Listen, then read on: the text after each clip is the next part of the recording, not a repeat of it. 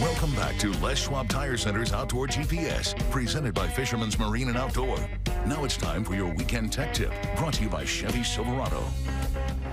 Welcome back, everyone. We're joined in studio by Mr. Jason Hambley himself from ProCure. Yep, he's the guy that's out there catching them, and you're trying to figure out what's going on. Don't ask me how I know. Garlic. That was the advice one particular day, garlic. Yeah. Okay, so we talked a little bit of Chinook, and the only reason why I'm going by Chinook so quickly is in the big picture of things, there's a lot of systems up and down the coast are going to be closing very, very soon, and we're all going to be paying attention to what's coming next, right? And what's coming next is going to be our winter steelhead fishery. I get this question a lot, and there's a number of reasons why a lot of us have not gotten away from eggs, but maybe don't use them like we did, say, 15, 20 years ago for steelhead, where it was the bait, the only bait, maybe some sand shrimp, but there was eggs on there at some point, right?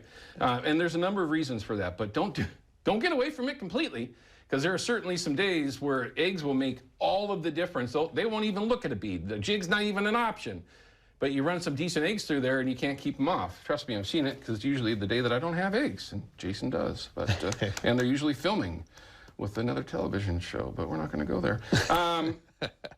Did you catch that? Okay, so when I'm fishing, or if I'm going to do eggs specifically for steelhead, again, I'm going right here. Yeah. Now that's just me. That's a great steelhead cure. Well, it's sweet. They like that. You can air them out as long as you want. Make them super firm. I like that. I like them firm enough where when I put my loop around them, when I pull them tight, that it doesn't cut through it, right? Because if you make them jujubes, which is a thing, okay? You know what jujubes are, kids? You know, like little soft candy kind of thing. If they're too hard and you run your line through there, you'll just cut them and they're going to come off every time you cast, or if you set the hook, or you pop it off a rock. So you got to find that happy medium in there. But I go right to this because it's sweet, and I will kind of add some stuff to it, right?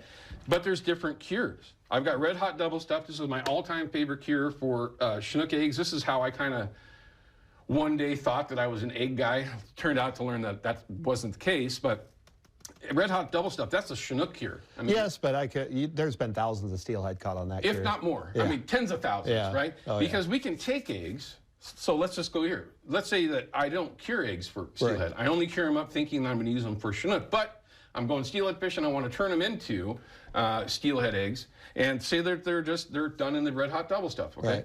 If I've got those eggs, how can I turn them into? What would you do to turn them into a steelhead egg, or something that might be more durable? Because these can turn out very, very goopy. Oh, yeah. I mean, bobber eggs. Depending on how long you dry them and all that. Right. Yeah. I mean, typically, I'm setting these up for, in mind, back bouncing and a wetter version for when I'm bobber fishing. Yeah. Okay. Everybody's different. We all have our own theories. That's mine. But if I wanted to turn them into a steelhead egg, how would I do that? A good way to dry them out is to just honestly, if you want to chunk them up beforehand, you can. If you don't want to, you can throw the whole skein in there, but put them in a Ziploc bag or something like that and just dump them full of borax. Okay, yeah. And that'll help dry out some of that moisture and help firm them up. Okay. And the longer it sits in there, the drier and firmer they'll become. So that's the easiest solution. So that's just the easiest way to do it. I mean, I'm like really overthinking this stuff. Yeah.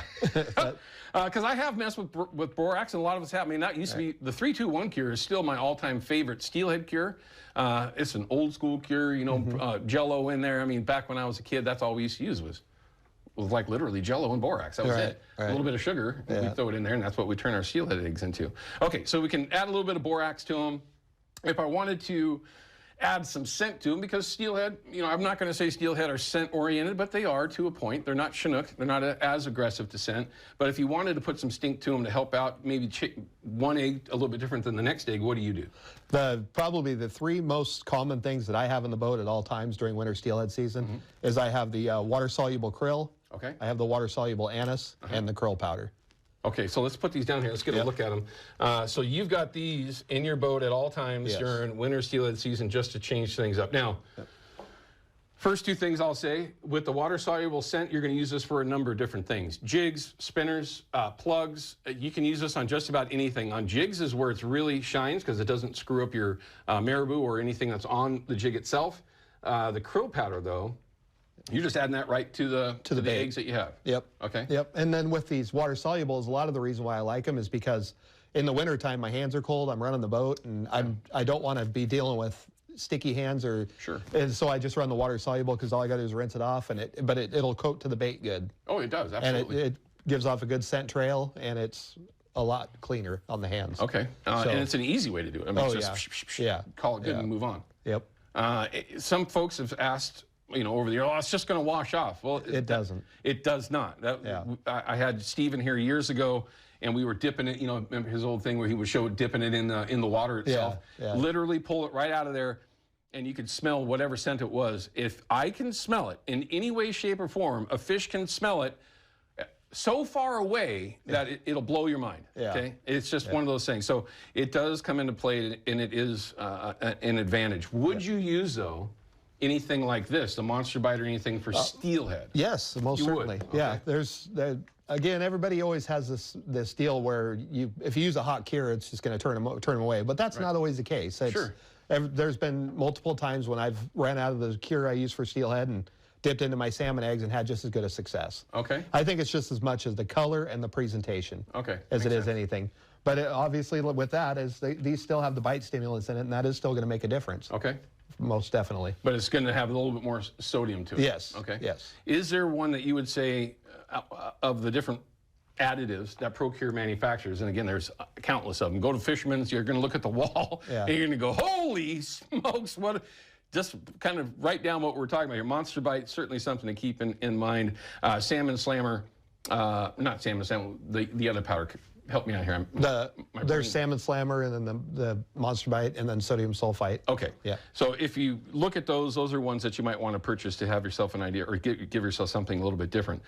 Any other of the powdered additives that you would add to steelhead? The main thing, honestly, is the one I probably use more than any of them is the krill. That's just a good smell, good strong smell, and it's not.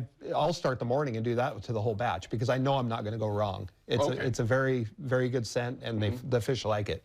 So, talking about eggs, you mentioned color, right? Steelhead, this is just my opinion. I am not a biologist, so please, no emails, all right? Y'all know who you are. They do use their nose. I think they're more visual, and presentation is more important than scent itself. Would you agree with that?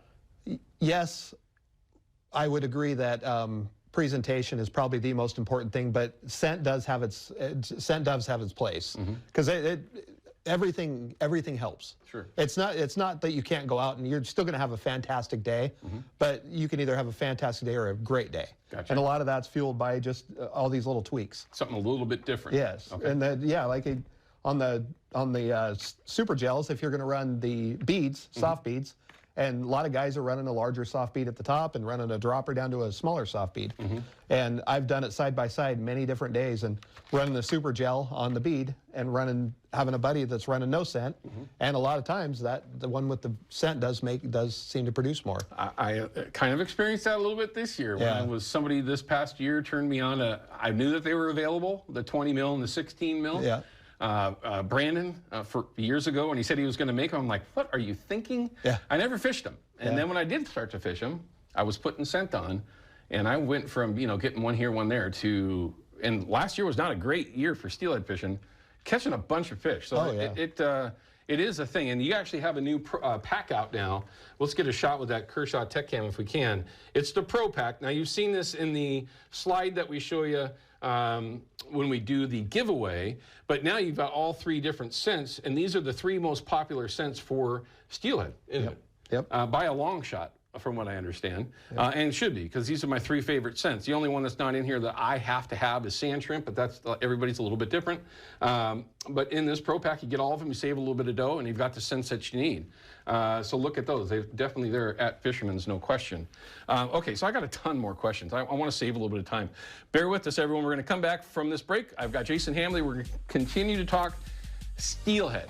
Now I want to talk about how long you let these things dry, how long's too long, and what he likes to do as far as the consistency of those eggs. Are they goopy, runny? Are they firm? We'll find out what Jason likes to do in just a minute.